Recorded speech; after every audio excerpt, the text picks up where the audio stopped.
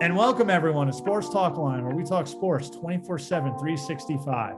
And on this week's episode of Battle for the Big East, we got Creighton alum. This guy started 3 seasons. I mean, literally 3 seasons. He has 122 starts during his 4-year career at Creighton.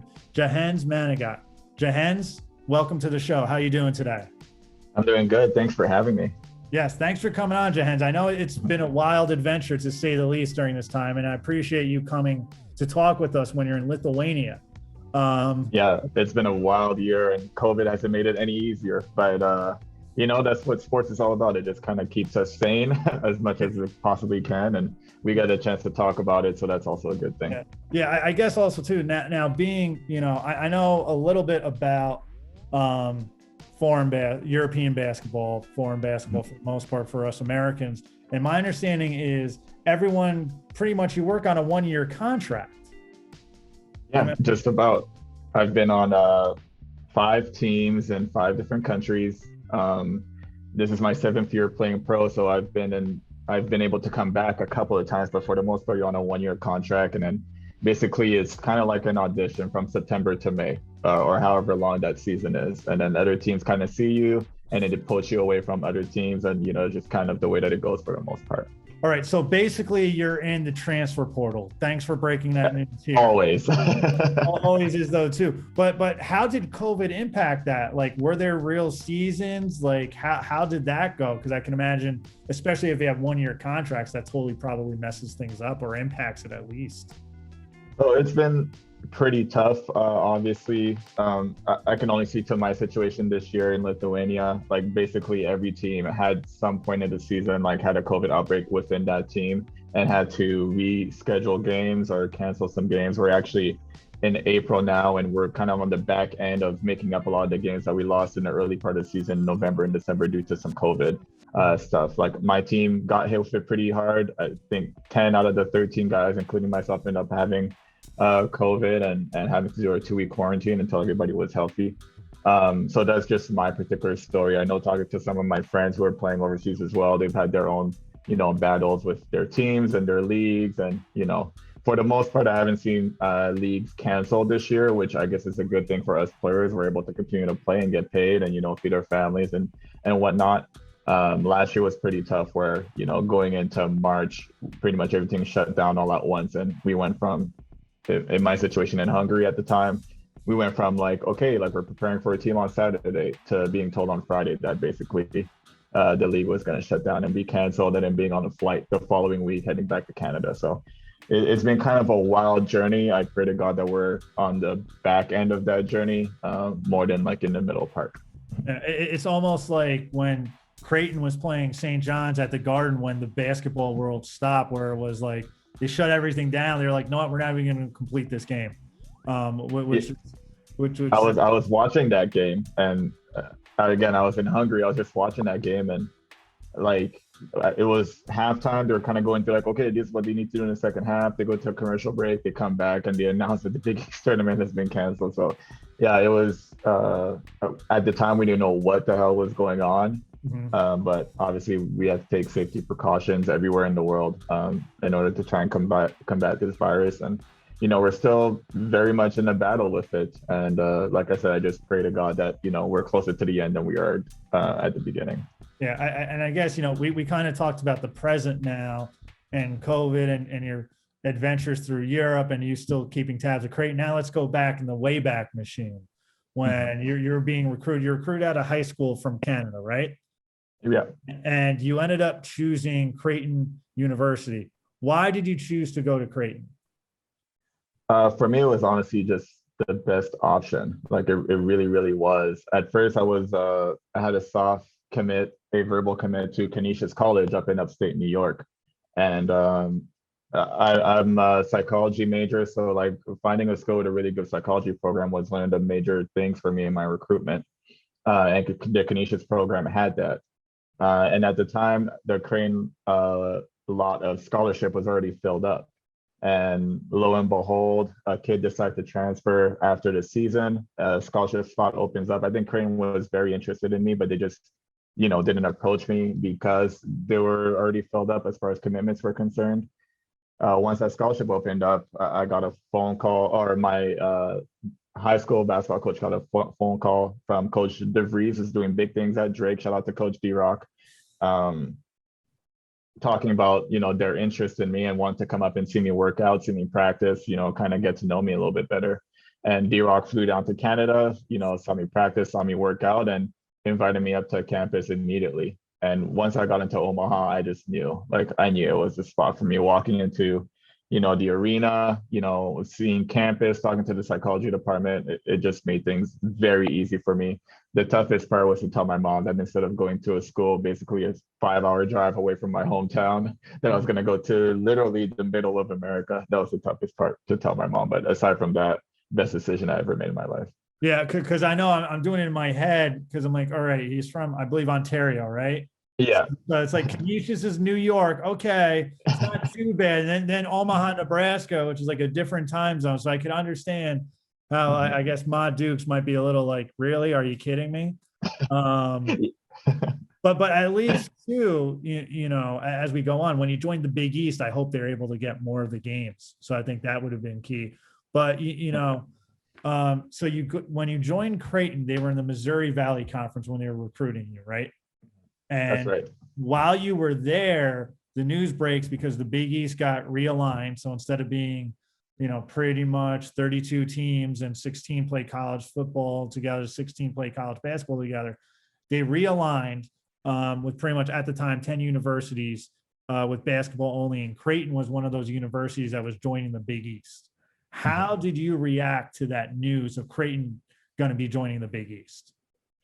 I was in shock personally. I really was, because I mean, like you said, I'm from Ontario. The majority of the NCAA games that we get growing up are Big East and ACC games because, that time zone and, the availability of, being able to show that on TV.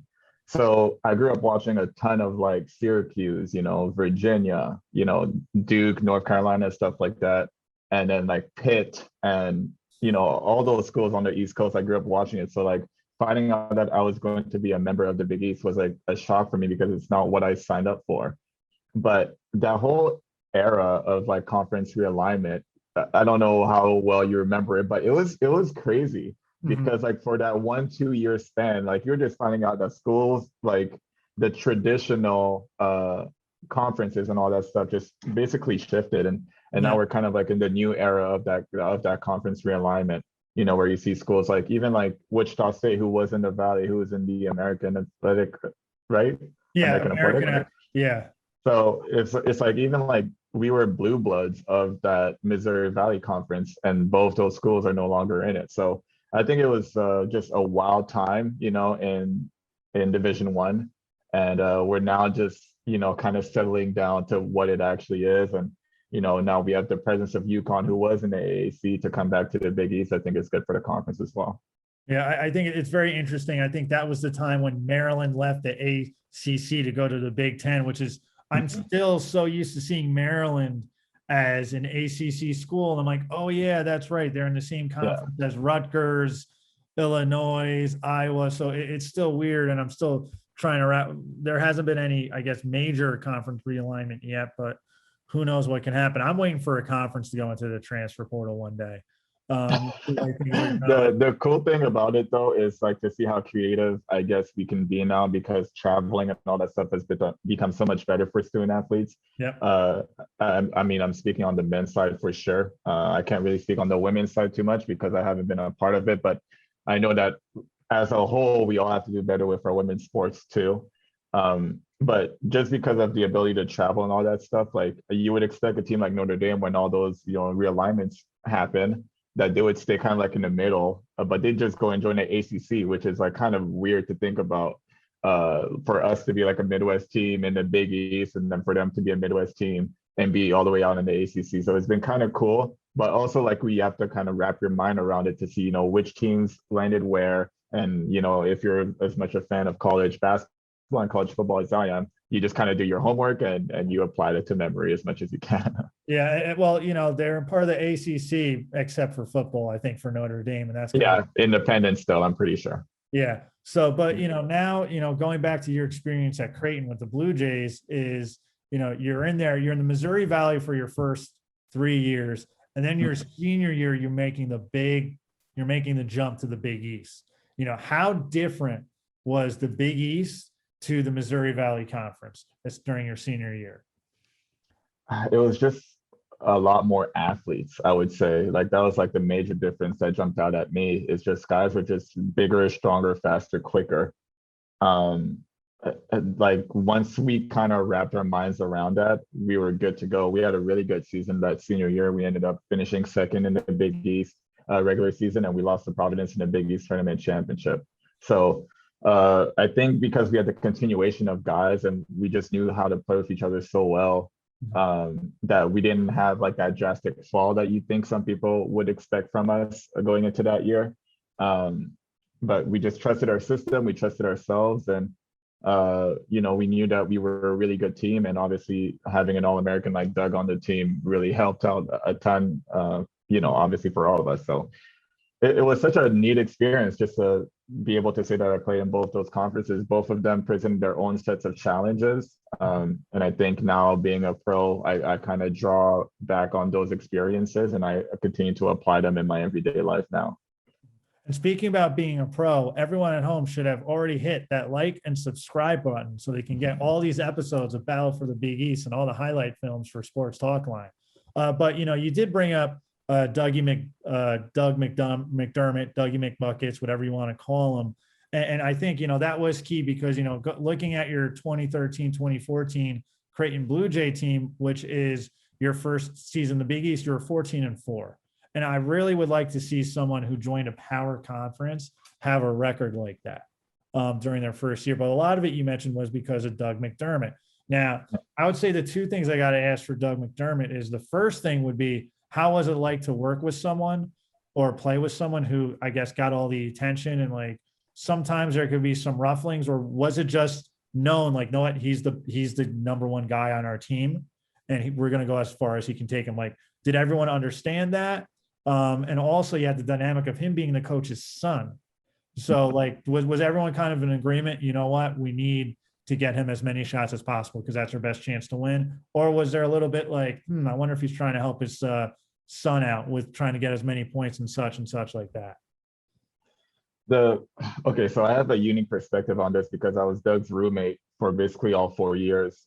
His senior year, he was a walk-on, so he actually got to live off campus, but like we were roommates up until that point. So Doug was just so undeniable because at first, obviously the coaching staff, I'm sure people have heard that story before, they were thinking of redshirting him actually. He wasn't big enough or strong enough at the time. And we had a bunch of guys at that stretch four position that, were going to be juniors and seniors. We were just older. And things just kind of happened.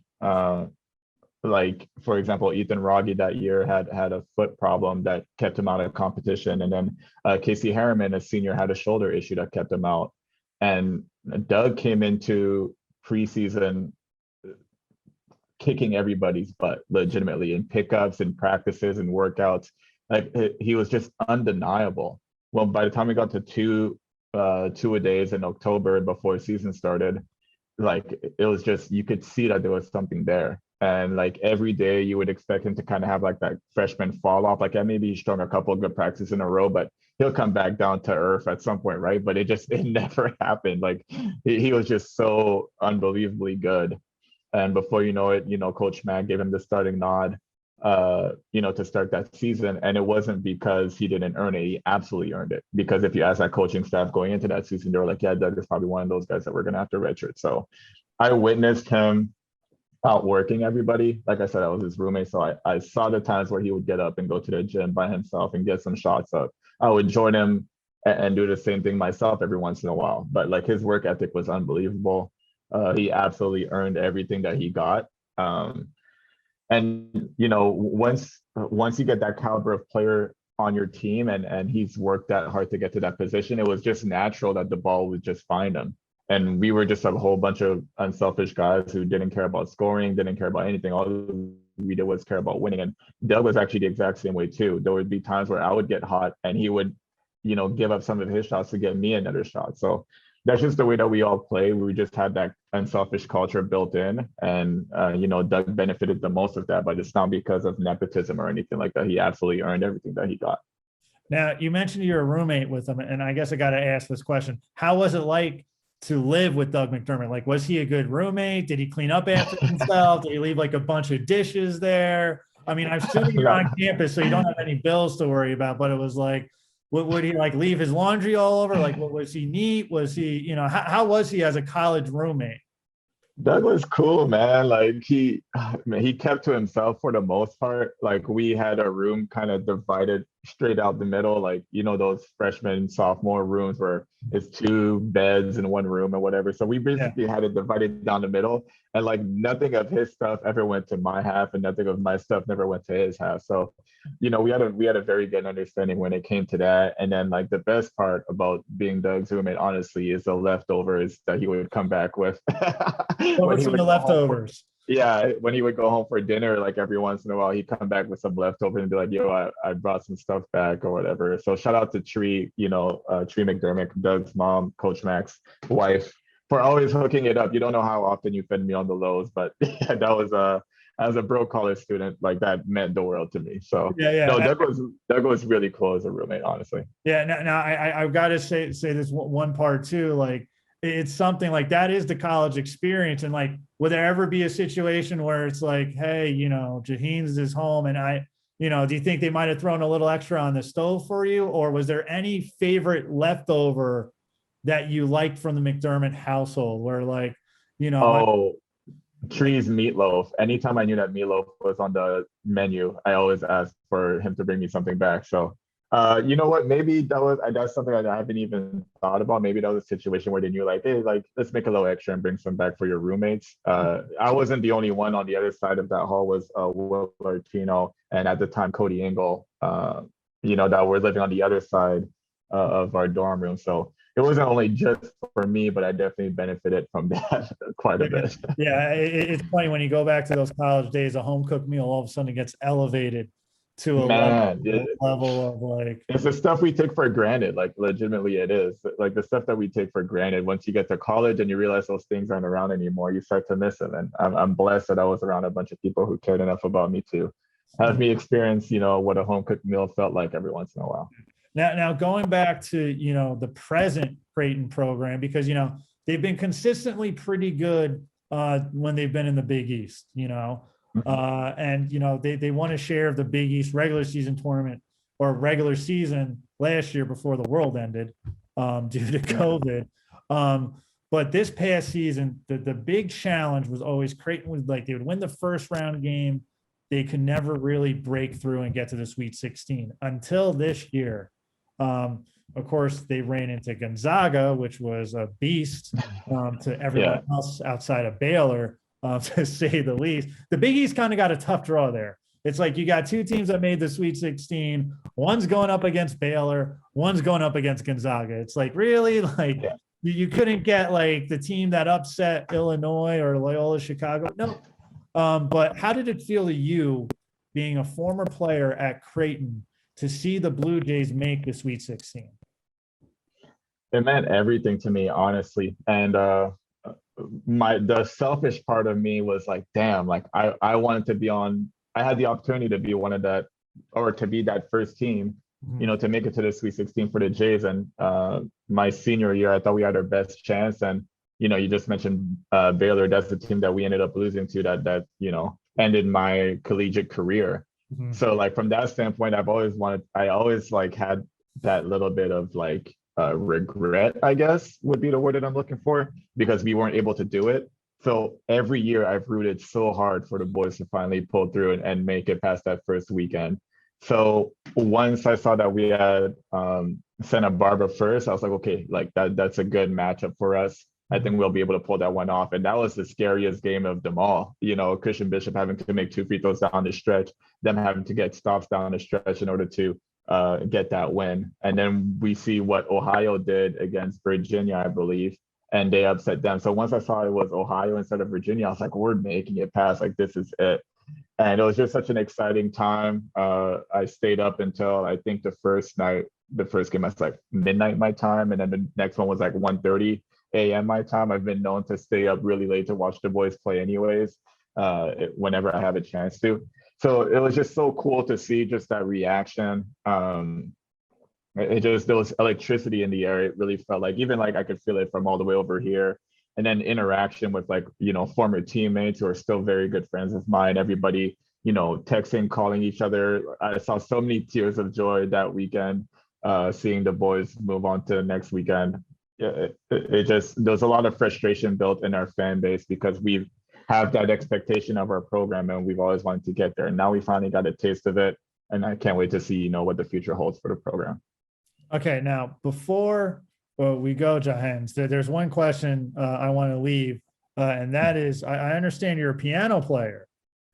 And what is your favorite song to play on the piano? I mean, part of me says, is there a DMX song you can do?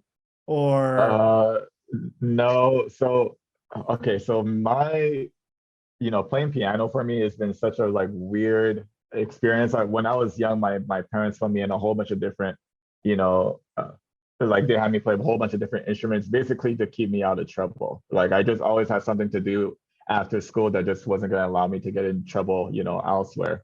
So I grew up playing a whole bunch of stuff, piano included, but clarinet, trumpet, saxophone, alto and tenor, French horn, double French horn. Like I just played a whole bunch of stuff, and for whatever reason, I just kept coming back to the piano.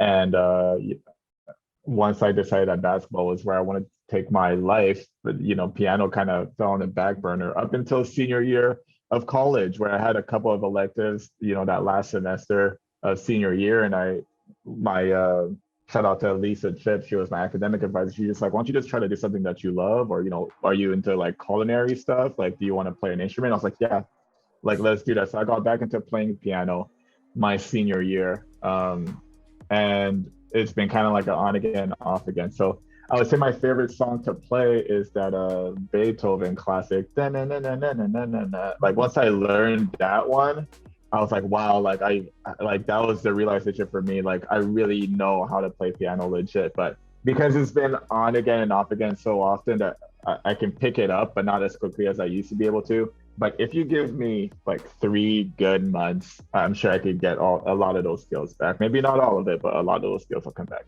All right. Well, will you be like one of the people at the party who will see a piano and be like, do I want to? Yeah, I will definitely be. I am that guy. Actually, that's happened a couple of times, and you'd be surprised how like people really like that. Obviously it draws a lot of attention because there's a random guy playing a piano out of nowhere.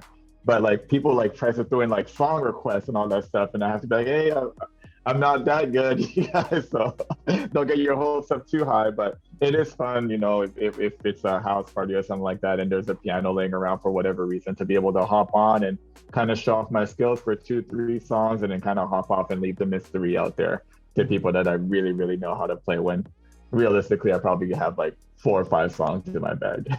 That's it. It's like, listen, it's going to be a TikTok video. It's not going to be a YouTube. Right. Basically, yeah. Gotcha. All right. So Jahenns, before we leave, can you tell people where we can find you on social media? So my Instagram is J_Manigat12. My Twitter is JManigat12. It's pretty much, anywhere that you can find me, it's going to be JManigat12. So yeah, make sure you guys, obviously follow me. I think I'm pretty cool on social media. I think I'm pretty hip, as the kids say.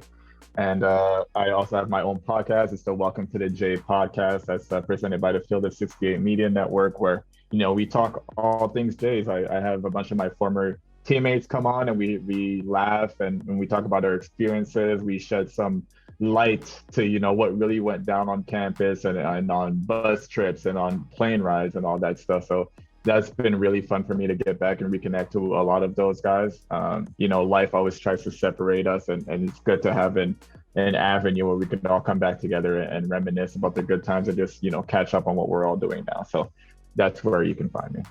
All right. Thank you, Jahenns, for coming on, and everyone at home, remember to listen like you play, with intensity. All right. And we are clear. Thanks for coming on, man. I really enjoyed it. Yeah, no problem. I appreciate you.